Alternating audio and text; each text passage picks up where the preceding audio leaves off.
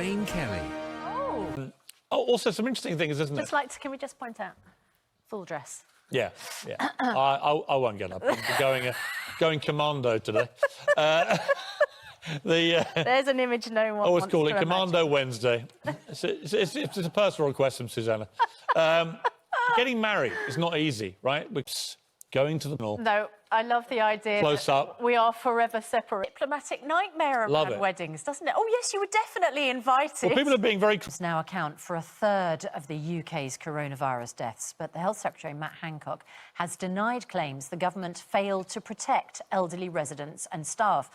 Our chief correspondent, Rich... The Queen will lead the nation in marking the 75th anniversary of VE Day next Friday with a special televised address. Her second since the start of the coronavirus outbreak. Public events to mark the end of the Second World War have been cancelled, of course, because of the lockdown.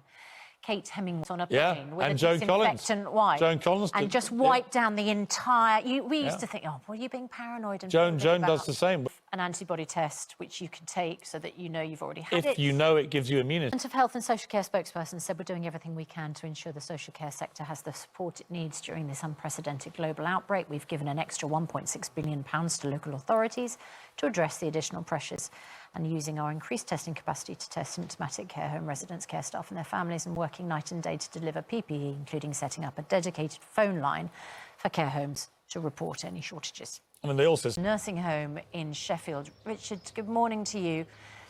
We're describing the care sector as the new front line, but I think that care homes would argue that they've been the front line right from the beginning. They have just been overlooked with a lack of tests, lack of PPE, and a lack of counting the numbers, including the sad deaths in care homes, in the overall toll. Scotland said face mask, or let's be clear, face coverings, now recommended for certain situations, for instance, transport or shops. Now, I feel like we've been edging towards this, and but what's interesting is that Scotland have sort of broken free of the UK government to recommend this, because, of course, then Matt Hancock was asked about it in the briefing, and the Deputy Chief Scientific Officer as well. Weak evidence of small effect was the quote. My interest in this, Dr. Hillary, is if there is evidence of a small effect, isn't that in itself enough to recommend face coverings?